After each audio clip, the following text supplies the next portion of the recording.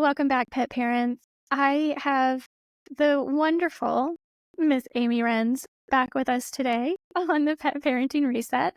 And I initially asked her to come back on because I want to talk about the new restorative diets that Goodness Gracious has available for you, for your dogs right now. I think they are incredible, and I want her to tell you all about them. But I also don't want to waste this opportunity because she is so brilliant and has so much knowledge to share with all of you pet parents and me as well. That's one of the perks of doing what I do is I get to learn right alongside of you. So I think let's just go ahead and jump in. Amy, thank you so much for being back with us today. Thanks for having me, Jess. This is wonderful. It's always a joy. Yeah. You know, every time I hear you speak, I know I say this all the time, I'm just always blown away by the information that you share and how much research you put into that information that you share. And before we hit record, you were just talking about a couple of the talks that you've given recently. And one of the things, and I've actually, I didn't tell you this before we started recording, but I was actually creating like my own little worksheet recently on pet food math because there's so much to consider and trying to simplify it for people and learning all the things and trying not to be fooled with the marketing claims. One of the biggest things that I see from people is because carbohydrates are not listed on the guaranteed analysis. Fortunately, hopefully, I don't know. I think we're all kind of up in the air on what's going to happen with pet food regulation at the moment. But they're supposed to be changing the labels to where you have to add the carbohydrate percentage.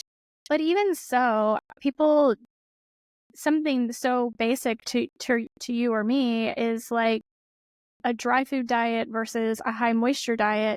And looking at the protein and fat percentages, people are like, oh, well, this dry diet has so much more protein in it. No, really, it doesn't, right? Right?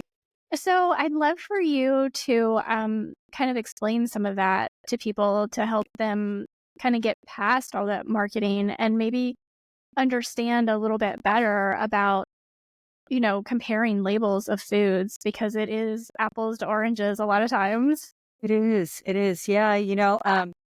I think almost everything that's on a pet food label is really designed to confuse consumers. And it's unfortunately, we have some really good consumer advocates out there. Susan Sixton, is the first person that comes to mind when we talk about truth and pet food labels and all of that. And she's done a remarkable job advocating for consumers. But, it's a huge battle.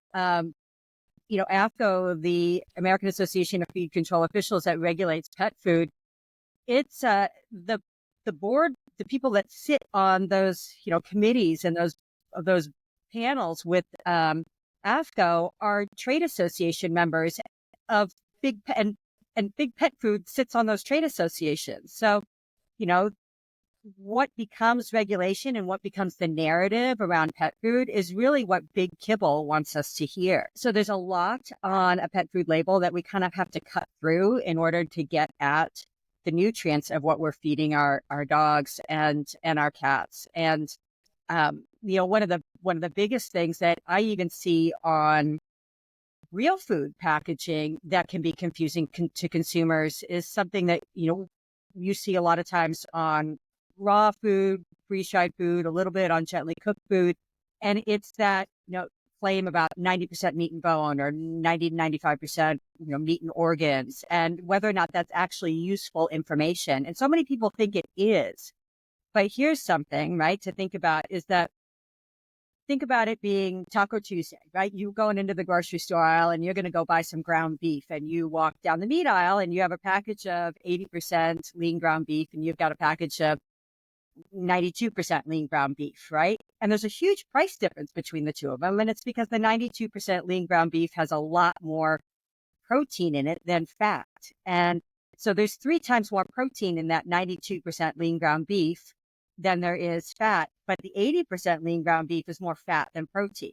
So which one of those is in that package of pet food, right? You really can't tell. So that information that's on that label, it's not really helpful. In fact, it can be confusing to most people, right? And so the best way to look at pet food is how human nutritionists look at human food, and that's where the calories come from. What's on that guaranteed analysis, though, is essentially the weight of those macronutrients in the package. Those percentages, and we were just talking about this right before we went live, but you look at a human food label and it talks about the numbers on there are grams and their percentage of daily values, but the guaranteed analysis is just these random percentages. Like, what do Mhm. those actually mean? And so I like to think about, my puppies are barking, but I like to think about it like as a mud pie, right? And if I were going to go make mud pies and I'm going to say, okay, I'm going to put a pound of dirt in here and I'm going to put a pound of worms and a pound of rocks and a pound of water, what's my guaranteed analysis for that? And it's essentially 25, 25, 25%, 25%, right? And so that's how we think about a guaranteed analysis. It's the weight of the components that go in as a percentage of the whole.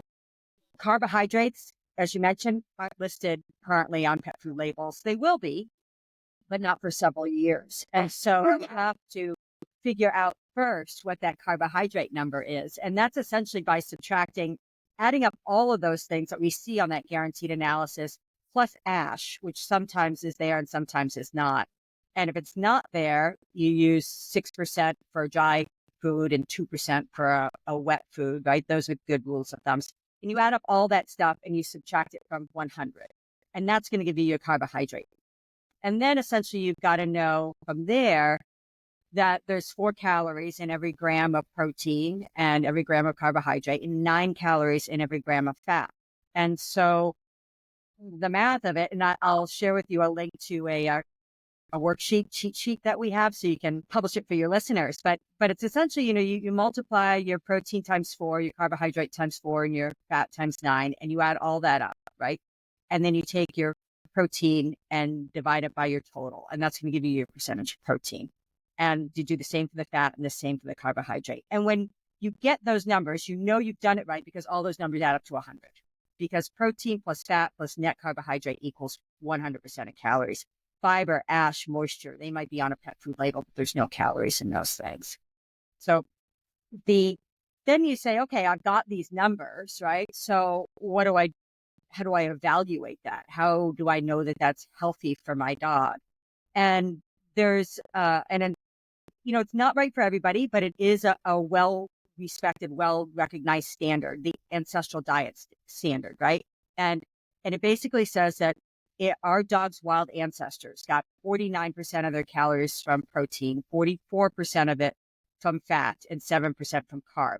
So protein to fat ratio would be about, there's probably about 10% more protein calories than fat. So it'd be like 1.11 to 1, right? And have a quick, I threw it right up there for you. So that's the ancestral diet model, right?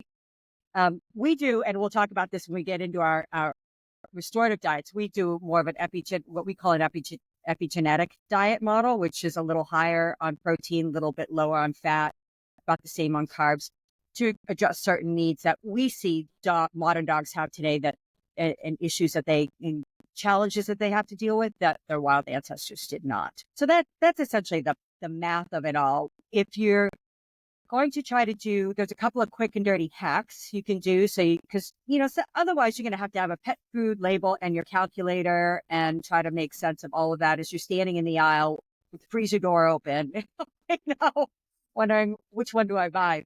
So there's a couple of quick and dirty hacks, right? One of them is to just try to get a quick sense on whether or not there's more protein than fat in that package. And the best way to do that, the fastest way to do that, is to say, okay, my protein number on my guaranteed analysis, I'm going to multiply it by 4. And my fat number, I'm going to multiply that number by 9. And then compare those two numbers. And whichever one is higher, that's the macronutrient that's greater. So that's one way to determine if there's more protein than fat in the package. There's another quick and dirty hack that you could do that says, okay, if I'm going to look at an ancestral diet model, right? 49% protein compared to 44% fat on a caloric basis. What would my guaranteed analysis ratio look like? And essentially it's 5-2. So you would want to look at a guaranteed analysis and say, okay, my protein and my fat are basically in a 5-2 ratio or higher, meaning there's more protein than fat. And, that will give you a decent place to start. And then from there, if you say, okay, I want to compare this food to that food, then that's the best. Then that's when you're doing your full macronutrient calculation to compare the two. Yeah. Does that answer your question a little bit? Yeah. Hard to do without a whiteboard and Yeah, right. No, I'll actually put that in the show notes, because I think people can kind of maybe copy and paste that into their notes app on their right, phone, and then right, when they're out, yeah, having something like quick that they can just pull up and be like, okay, is this, right, you know, how close is this to the 5-2 ratio that Amy was talking about? right, right. Um, There you go. yeah, because That's it is. all my graphics I prepared for the day. Just a Well, it is, sadly, as you were talking about, um, these big pet food companies sit on the boards of these trade associations who sit in committees to create the rules and regulations, that the states adopt for pet food to follow. And so it is very intentional. I was going to use the word insidious, which is probably accurate, but right. um, Sometimes uh, you know what you got. yeah, um, to, in my opinion, make things as complicated as possible for the average pet parent to not understand. So they flip around the bag back over to the front and look at all the pretty pictures of that beautiful cut of chicken and these gorgeous bright blue blueberries and, all of the Right. things that they actually want you to be paying attention to, even though that doesn't necessarily equate to what's actually in that bag of food Yep. for your pet. Right. Um, so being able to be that savvy consumer that says, no, let me turn this bag around because that's where the information is that I actually need to know. And hopefully, in however many years when carbohydrates are listed, it will make it that much easier for pet parents to, because I think most people understand that they don't want a ton of carbohydrates in their food or their pet's food. They just don't see it. It's not right there in front of their face. So they're blind to it or don't, don't have the time, the bandwidth to do that kind of research. So if they're actually faced with, oh, this bag of food has 45% carbohydrate in it, Right. Yeah. it will be easier for them to say, well, that's not the bag of food I want. Right. Yeah. Right. So, currently we have to do the math to figure Yeah. that out. Um, and I think, I'm not a numbers person. I'm not, my husband is. I will say he counts everything.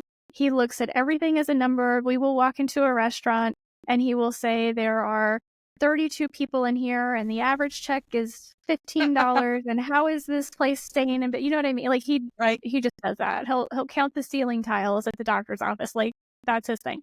Um, but I'm not.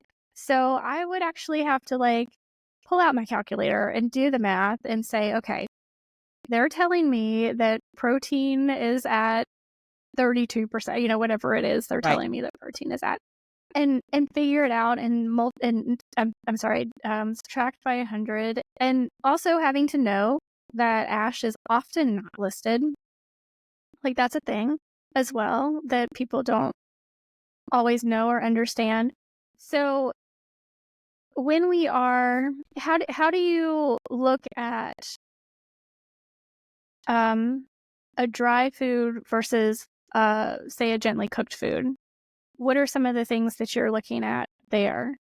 Other than the obvious that the gently cooked food is high moisture, so you would want that for your pet anyway. But when you're looking at the labels, Yeah. So I wouldn't necessarily compare just a gently cooked to a dry food. I think, I did this really interesting research project for myself, and presented the findings at the last at Feed Wheel Summit that I was at just recently, and I looked at almost 50 really really high end brands, and so I don't care how we compete to Purina Pro Plan or whatever that stuff is. I mean, whatever those things are, they're not competitors, right? Of Mhm. ours, and they're and not even just competitors.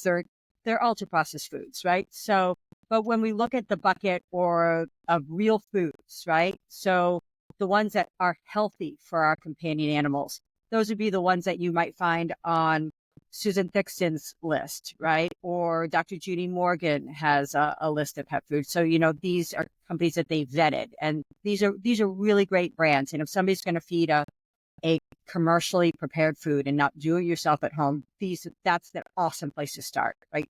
Find a brand on one of those two lists. So I looked at brands like those, right? So about 50 in all. And I looked at every chicken, turkey, beef, and pork recipe that was complete and balanced for adult or all life stages and not a prescription diet. And I did the macronutrient caloric calculation on it. So there were 243 of those recipes. Wow. And yeah, and of them, only 26 met or exceeded the 49% kcal standard for protein. And so, you know, not all dogs, the ancestral diet is not the diet for all dogs, right? Dogs are individuals. But it's a really good place to start, right? When you're talking about, okay, what is a healthy diet? And that was really surprising to me, right? Because my assumption is that all these brands have at least, an offering in that ancestral range, right? Where it was, a little more than 10% of us did. So I was really pleased when I saw how our diets fared on that comparison, right? All of all of our complete and balanced foods were above 49% on a uh, protein basis, right? Caloric protein basis. So I think that that's a really great place to a really great way to evaluate food and which one you want to feed, right? Is to start looking at not just comparing gently cooked to an ultra processed diet, but it's to look at the whole macronutrient picture of all of them. In terms of dry food diets, right? Replacing as little as 20% of a dry food diet with real whole foods, whether or not it's a raw diet or a gently cooked diet, is going to have a positive impact on health, right? We know that from several studies. The dog risk group out of Helsinki, right, did a number of studies. They looked at a mom's early puppy's diet, pre and postnatal, early postnatal diet, and then later postnatal diets, and found that all of them, when they were not processed diets or had more real whole foods in them, it had a lower incidence on developing atopy in adulthood, right? So there's epigenetics at work for you right there, right? Mom's diet has an impact on what that, that little body's gonna problems or health that they might have. So, but water is super important to get back to your question about dry food diets compared to fresh diets. Water is the biggest carrier for nutrients in our body. And when dogs have a where they're constantly eating dry food, they are at risk for chronic low level dehydration. The food that you and I eat, it's 75% water. If they're eating a dry food diet, it's 10 to 12% water. And so those dry food diets can cause a whole bunch of problems. Number one, there's problems with digestion because dogs need a lot of gastric juice to digest protein. Protein digestion is predominantly done in the stomach. And so when you don't have enough water or enough hydration in your body, you're not producing enough gastric juice. It lowers pepsin action, and we don't get a good digestion of proteins. And that can cause allergies. It can cause, a GERD. It can cause indigestion, all kinds of tooth decay because there's dehydration happening there, which sets us up for metabolic disease. So getting as much real whole foods in the diet is really great just for hydration purposes. And then, there's a whole bunch of more things that we could talk about in terms of lack of synthetics in a lot of real foods that we're going to see, or more bioavailability of nutrients, more phytonutrients that we're going to get. Our gut, those those microbes in our gut, they digest fiber and bioactive compounds: I3C, sulforaphane, camphor, quercetin, ergothioneine, found in plants and mushrooms. And then those bioactive metabolites are then transported throughout our bodies to help us with many metabolic and immune-mediated processes and detox processes, and essentially to epigenetically eliminate cancer as a life-threatening disease. So, studies have shown that cruciferous vegetables like kale, cabbage, Brussels sprouts, broccoli sprouts contain chemical components that can prevent the dysregulation and overexpression of genes that are responsible for the uncontrolled cellular proliferation and viability of various types of cancer cells. And that those epigenetic benefits can be inherited by future generations. We want to know why 1 in 2 dogs over 10 get cancer, right? A powerful reason is that of the 8.65 million tons of ingredients that go into commercial pet food, green leafy vegetables make up 0.05%. So, it's really important to get those things in the diet too. It's not just about protein and fat, right? It's about getting phytonutrients. When I look at our recipe by weight, right, what goes into it, and we are very high protein. We're one of the highest protein products on the market. High protein, moderate fat, low carb. We're still using about 25 to 30% plant and mushroom components in our diet. And that's because these things are loaded with fiber and water, which have no calories. So by weight, they make up a lot, but calorically, they don't. And I tend to like to break that down by, that 25 to 30% into maybe 15 to 20% dark leafy and cruciferous greens, maybe 3 to 6% orange root vegetables, because they can also be sources of starch, 2 to 4% fruits, because they can also be sources of sugars, and 1 to 2% seeds and nuts, because they can also be sources of fats. I would put mushrooms in that orange root vegetable category too, because they can also be have a little bit starch component to them. Gotcha. There were a couple of things you said in there. One, I'm feeding my dog snacks because she was whining at me. Um, what's interesting, and I'm just not smart enough to use the word epigenetics, but Yes, I you was are. talking I was talking to BC Hinchin earlier this year, because just the reality is, I think, even though the media helped downplay it, we have had a huge there's an awareness that came early on this year about problems still undetermined, but with some ultra processed pet foods making a lot of pets sick, like even more so than kind of what we consider normal, that kind of go under the radar. And so I was talking to him about that, and one of the things we were it was early on in this whole like awareness of the problem, and we were talking about the idea that, okay, your mom, your grandma, whoever is telling you that you've always had dogs and you've always fed them, let's say Purina or whatever it is, you've always fed them this kibble diet and they've always been fine and they've lived a long time and whatever, so they're going to be fine now. But the reality, as somebody just like me observing all of this, is that from generation to generation to generation, from eating this ultra processed food their entire life, generation after generation after generation, like these dogs just now that we have now maybe just aren't able to handle these things, these high carbohydrate loads, all the toxins that are we know are in, whether it's the herbicides and the pesticides and the AGEs, all of the things, there's not their bodies aren't as well equipped because it's been so many generations now that they have been nutritionally abused is comes to Yeah. mind. And so I think that that's probably kind of in line with what you're talking about. We can change that trajectory by starting to feed better foods to our dogs so that the next generation is a little bit better off. And then the generation after that is a little bit better off than the one prior to that.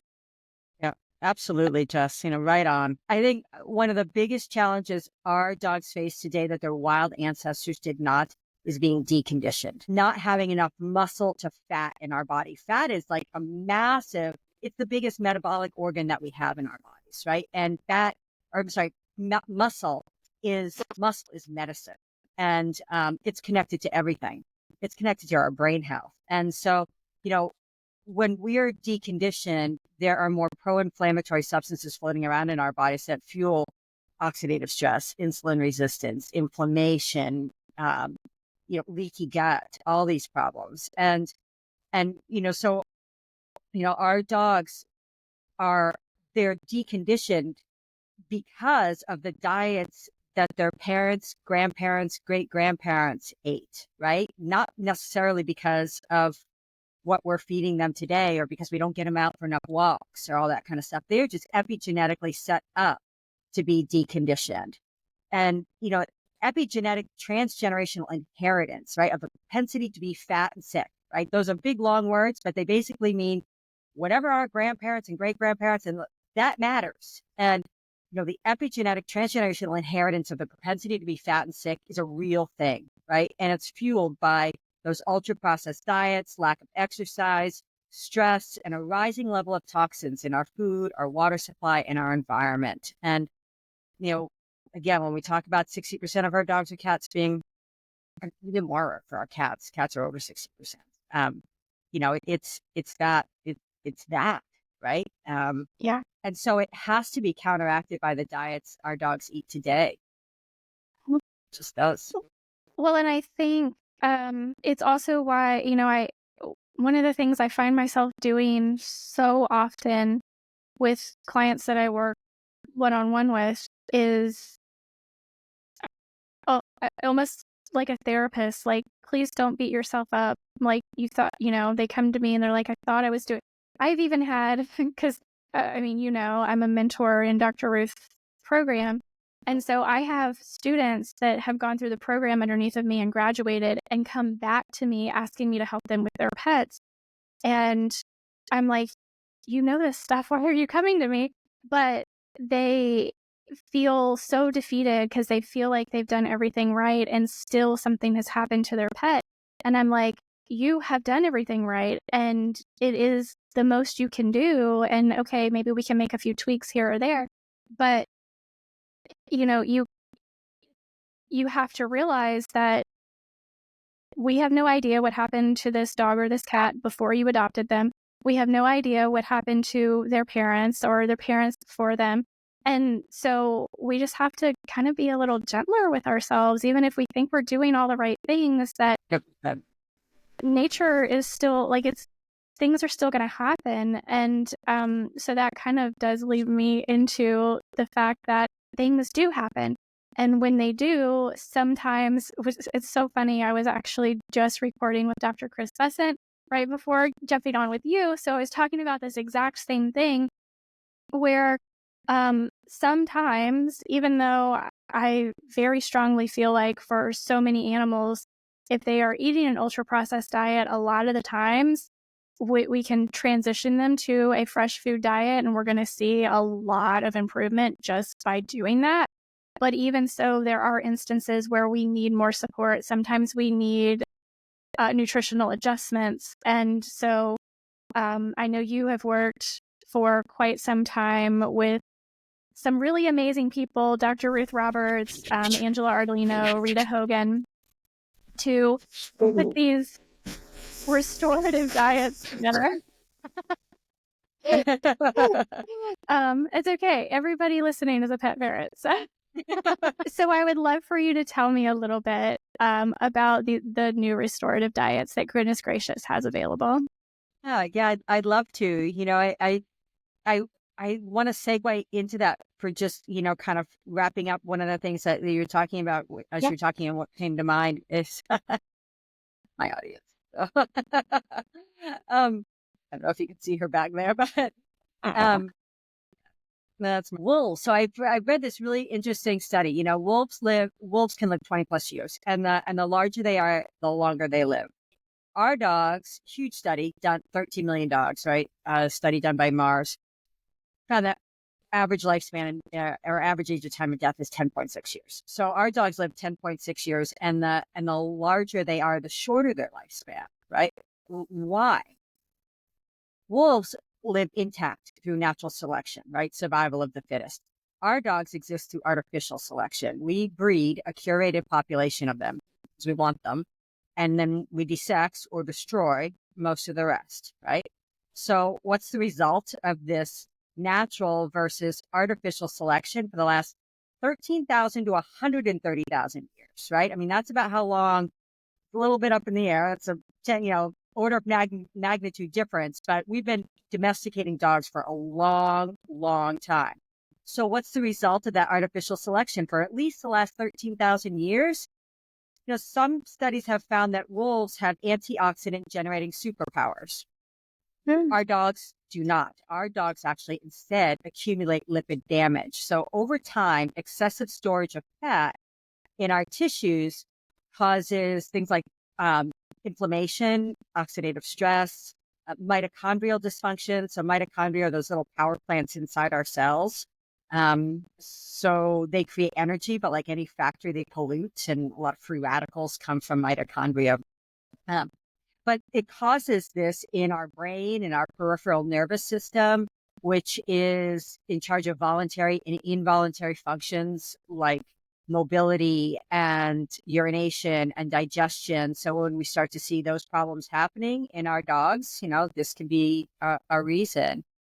We also, fat storage in tissues like the liver, pancreas, heart, bone marrow can cause insulin resistance. And those things set us up for a, a cascade of problems, cluster of biochemical and physiological abnormalities that put us at risk for metabolic disease, or put our dogs at risk for metabolic disease. So when we developed our restorative diets, part of that is in our mind, right? It's that we've got a difference between our dogs and their wild ancestors. And so this ancestral model, we may need to tweak a little bit, right? And, it's the model we applied to our classic diets too. It wasn't just something we kind of developed as we were looking at our restorative diets, but we wanted to do something in line in that model, and also incorporate some really, really cool ingredients that put them together in a way that serves nutritional purpose, not just overall general health. So when we, if I can talk for just a little bit more about that model, we're utilizing higher protein levels because most of our dogs are spayed or neutered, and testosterone and estrogen are powerful promoters of muscle mass, strength, and function. Testosterone can increase protein synthesis, decrease protein or cortisol related protein breakdown. Estrogen plays a role in muscle formation, contractile properties, exercise endurance, all of that.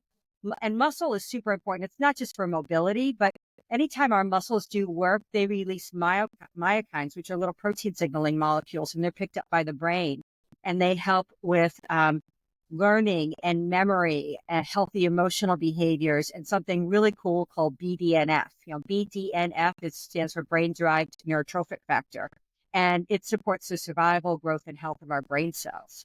So, muscle is really important, not just for metabolic health and mobility, but our brain and our dog's brains too. So we wanted to make sure that our protein levels were elevated beyond the ancestral model.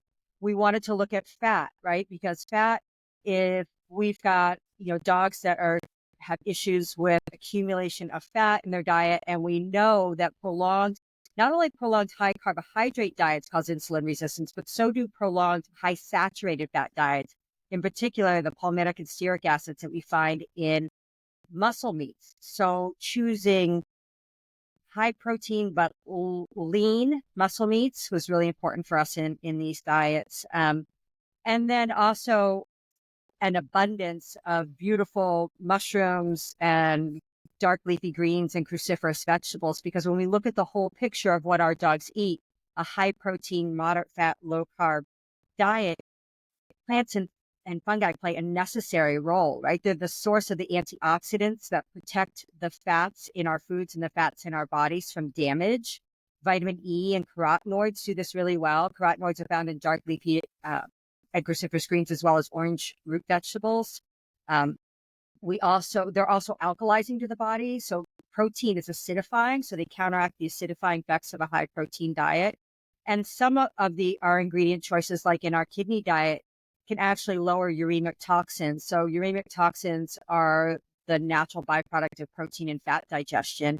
And healthy bodies can process those things just fine. But when we have a body that's struggling with kidney disease, that can become a problem. So so that's kind of the overall, and plus we need those things to avoid synthetics because, that's just religion for us, you know. But so we developed a diet called Rejuve for gut health and total body health. We developed a diet called Jing for kidney health. That's the only one that's not complete and balanced because it's intentionally low in phosphorus, but it meets all the other requirements. It's actually got 45% of the calories in that come from protein. So it's just under the ancestral model, but it's still by far the highest protein kidney diet that you'll find out there, and it's got more protein than most raw foods and most foods on the market anyway. So which is great for early to mid stage kidney disease. And in some cases, I was just listening to Barbara Royal talk at the Feed Real Summit about kidney disease, and even in late stage kidney disease, she never restricts protein. So just tuck that in the back of your mind there. And then we have Jive for brain health and Reveal for metabolic health. So we're utilizing in most of these recipes medicinal mushrooms, so like shiitake and oyster mushroom in Rejuve, maitake mushroom in Reveal, lion's mane and reishi mushroom in our brain health one, because each of these mushrooms is known to excel in those particular areas, right? Reishi and reishi and lion's mane mushroom, for example, they're adaptogenic, and they can protect and regenerate nerve fibers. They can improve sleep and cognition, reduce stress and anxiety. And stress and anxiety is bad for everything in the body, right? It's bad for muscle health, bad for brain health, bad for our gut. We're utilizing Rita Hogan was amazing. She helped us with our herbal additions. Angela helped us with our mushroom additions, Angela Ardolino. So we're very honored to work with the both of them. So in our gut recipe, we're utilizing calendula and plantain leaf. Calendula, we often think of it for skin wounds, but it's healing to the gut in the same way it is to the skin. It can also stimulate digestive secretions and lymphatics. Plantain leaf supports the production of a substance called glycocalyx, which is a sticky substance that helps commensal bacteria adhere to the gut wall. It also boosts the replication of healthy gut lining cells and that protective mucus layer in the gut. We're utilizing bilberries and plums in that one because they're like supercharged blueberries, but the fiber in plums is really great for a healthy gut. Spinach is in that one too, because spinach is a crazy good anti-cancer and longevity booster. It's gut food, brain food, metabolic food. It's high in those carotenoids, which protect the oxidation of fats in our bodies. And in that one, where our main protein is pork, because it's energetically neutral and lean. We're using pork liver too. It's also loaded with B vitamins, zinc, and selenium that together support joints, immune function, thyroid function, and tons of enzymatic functions in the body. It's also high in B3, and some really, really cool kind of brainy scientific studies have shown that B3 supports the mitochondria the communication inside our cells between our mitochondria and our mitochondrial DNA and our nucleic DNA. And that communication, when it's like really active, is a hallmark of like really young bodies. And so scientists have been able to reverse aging in mice by boosting this intracellular communication. And vitamin B3 plays a role in that, which is really fascinating. So, um, Wow. yeah, yep. We'd use a lot. We're just using nettles in a couple of our recipes. Nettles are great for adrenal function, kidneys, and nerves. They help balance cortisol, histamines in our bodies, as well as serotonin. So those are really, really great.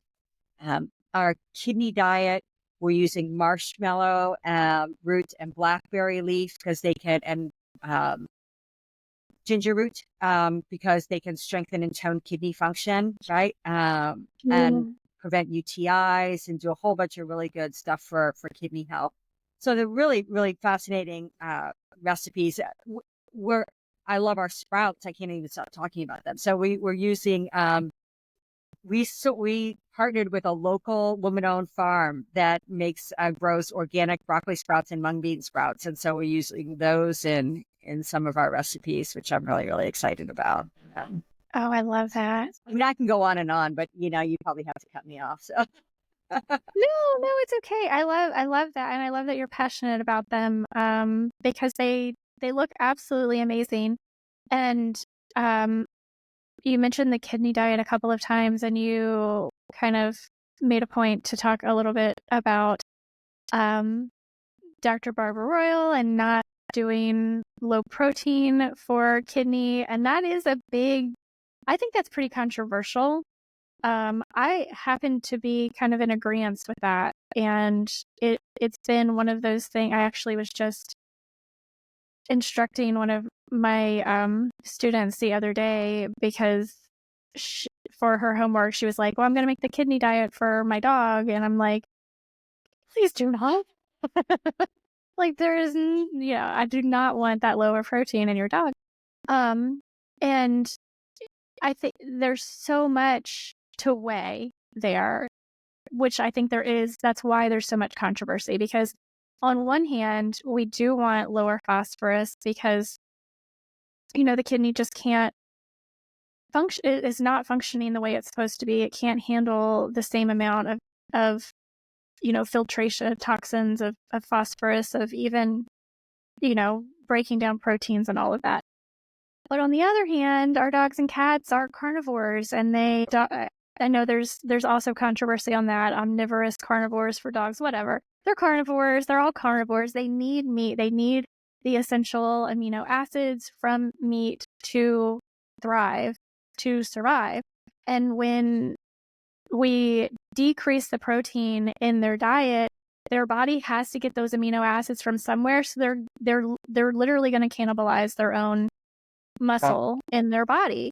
So it really is this like balance of, if you have a dog or a cat that is just diagnosed with kidney disease and maybe it's a stage 1, maybe even a stage 2 that, your vet is telling you, I personally cannot see decreasing the protein for this animal. Like, yes, we need to work on kidney health, but decreasing protein isn't the way to do. Do you want to right. talk a little bit about what you learned with creating this Yeah, diet? I'm more than happy to. So I 100% agree with you. I think I think perhaps veterinarians, when they give guidance, right, about kidney health, it gets oversimplified. And so because phosphorus is found very in high levels in most meats and organs, right? That a low phosphorus diet gets translated into or interpreted as low protein. But low protein diets are bad. Like they're bad for kidney health for so many reasons. Because of the ones you named, also because uremic toxins are already causing a breakdown of um, muscle in the body. And generally, kidney disease, it's not like kidney disease happens in a vacuum in the body. Kidney disease happens because there's a whole bunch of other things playing a role in there. Thyroid generally gets thrown in there, pancreatic issues, diabetes gets, thrown into all of that complex disease process generally. And those things are going to cause accumulation of fat and muscle tissue, which breaks down fat and makes us, weak and stiff and sore. And that leads to more deconditioning, right? That we started talking about at the outset, right? The problem that our dogs, or the way our dogs differ from their wild ancestors, is that they're more prone to deconditioning. So, but protein is really, really important for kidney dogs, because the nature of that disease is to cause muscle wasting. And the fastest way to get sicker is to not move, right? And so you need muscle to move. You need muscle to feel better. Exercise is going to release endorphins in your body, naturally making you feel better. It's going to increase the health and size of the hippocampus, making your brain better, and all of that. And your brain health is tied into your kidney health. So when we talk about protein, and in particular animal proteins, so animal proteins are high in branched chain amino acids like isoleucine and leucine. And these things, you know, generally speaking, in fed states, muscle protein synthesis exceeds muscle protein breakdown, right? And the reverse is true in fasted states. But animal protein causes, it's at least studies show that it is linked or causes a higher and more sustained synthesis of protein in our body, which we need, which is how muscle is made, right? And so making sure that we get enough meat in our diet helps with that protein. So there's a whole cascade of problems, right, when we have kidney health and our kidney issues. So, generally speaking, it's, we have the microscopic little filters in our kidneys, right? And their job is to, obviously to filter. And so when we have problems, or generally we'll have circulatory microcirculation problems that cause not enough nutrients reaching those kidneys and reaching those microscopic filters. And that's what causes that problem. So when we have later stages in the disease, we're not able to control acid-base balance in our body really well. We can't control or regulate electrolytes and water very well. So we might have had hypertension, but now we've got a worsening of hypertension. And that creates a cyclical process of further damaging those blood vessels. We have eventually become anemic in later stages of the disease, because erythropoietin is the hormone that's released by the kidneys that tells our bone marrow to make red blood cells. And our kidneys are involved in glucose because it manufactures glucose from amino acids at a rate that's pretty much rivals the liver. And so that organ is really important for that function. So, I think I'm rambling on, but maintaining, but protein is really important. Making sure we're getting enough dark leafy cruciferous greens in our diet is really important, because they're alkalizing, and our kidneys, if they're not functioning properly, our body's going to become acidic. So, we want to make sure we have that. Fresh food diets are super important, right? Because the kidneys need water to be able to do their job really, really well. And dry food diets are just they've got to be as equally bad as low protein diets for kidney disease. Yeah. So. I agree. I tell people all the time, like, hydration is a hill I'm going to die on. Over and above anything else, hydration is the hill I will die on. But so you have been able, with the restorative diet for the one that's called Jing for kidney health, So you have been able to do the low phosphorus while, as you said, keeping the protein. Exactly, right. So what we're using in that one is, so our protein sources are egg whites. So egg whites are really, really high in protein, but really low in phosphorus. So we're getting a lot of protein from that. We're also using the whole egg because we need choline levels. And it's really important for us to get natural choline because synthetic choline is very damaging to the kidneys. And, believe it or not, prescription or therapeutic diets or kidney friendly diets have synthetic choline in them. So I would encourage people to try to find another alternative than that diet. So we're utilizing whole eggs to get the choline in them, but not enough so that, our phosphorus levels are really high. And then we're also using pork kidney because pork kidney is energetically neutral. It's nutrient dense and rich protein source, inspired at low phosphorus and inspired by the principle of like heals like. So those are our predominant protein sources that we're using in that recipe. I love that. And I know you do have another call to get to soon. So yeah, I think this was so incredibly informative. And this is, going to help people both with understanding pet food labels a little bit more, which, the reality is that not everybody out there is able to feed 100% fresh food diets all the time. So providing information to people to be able to make the best decisions possible with the information they have available to them is so important to me. I tell people all the time, like, I get asked the question, what if I'm just in that financial situation where I I can only afford kibble, Right, and I'm like, okay, let's do like the some of the cheapest kibble and put as much of that budget into fresh foods on top of it. Like let's right, because the reality is ultra processed food is ultra processed food, and we can argue semantics about the quality of ingredients in different ultra processed foods, but um it's still ultra processed. So, right. I think that that's good advice, right? I mean, as much of that ultra processed food as you can replace with whole foods, if it means that okay, instead of buying a high end kibble, I'm going to buy a low end kibble, right? I mean, obviously there are really bad ones, but yeah, but for sure. I getcha, right? Then take that money and apply it to a whole food diet and mix it in as much as I can. Bravo. I mean, I think that that's a really great approach.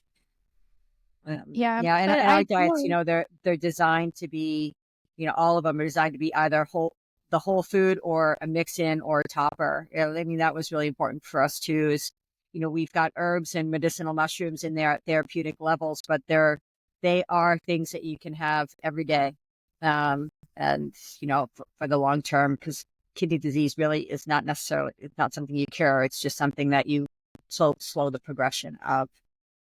Oh, yes, for sure. I think it's like one of the only organ that doesn't really regenerate, right? Like, yeah. Um, yeah, so I love everything you're doing, and goodness gracious, I'm super excited about the new restorative diets for dogs. And you do have cat recipes in your regular, Yeah, yeah, we um, do, we do. which I love. Especially if people can get their cats transitioned earlier on in life. I mean, it's still possible later on in life, but much, much harder. So I never want to leave the kitties out of it because they are super, super important to me. And I think possibly, oftentimes, like they get less veterinary care than dogs do. I think more often than not, they're fed more poorly than dogs, because they are so finicky. They are imprint feeder. Yeah. It's just harder to transition them. So the earlier the better. But I love that you also have some cat recipes for people. And where can people find you? Where can they buy the food? How can they follow you on social? Because oh my gosh, the information you have is so incredible. Oh, thank you. Yeah, yeah. So we're on Facebook, we're on Instagram, Goodness Gracious Pet, and our website, Goodness Gracious Co. You can find us there. You can order online, and then, or depending upon where you live, you can find it in your local store. So if anybody wants to email our customer service, if they don't see it in their local store, email us, and we'll try to point you in the right direction. We're not nationwide yet. We're working on it, right? But one place at a time, one step at a time. So. Yeah, absolutely. Well, I certainly appreciate you and everything that you do to make pets' lives better. I can't wait to see you speak in person again one day. Yeah, And guys, oh, I was go just gonna ahead. say I'm gonna be at the nautical dog event in July. So that'll be fine. And then there's a couple of other things that are potentially coming up, but we'll talk about those when they're Yeah, official. I I do love going to the nautical dog event. I get to kind of do a dual. That's where I'm from, Hampton Roads. So Oh, I go, like I go to the event and then I go like see my family. So it's like a kill. Well, I generally I'll go to North Carolina, see my grandparents, then I'll go to the event, and then I'll go up to Suffolk and see my family. And so I get to kill a whole bunch of birds with one stone. But thank you again, Amy. I so thank you, appreciate Jessica. you. And for everybody listening, please check the show notes for hopefully some simplified math that you can just copy and paste into your notes app, Absolutely. and the links to For Goodness Gracious and all of that wonderful information. I do hope you check it out and try it out for your pets. And yeah, until next time, Amy, thank you so much. Thank you, Jessica. Take care. Bye bye.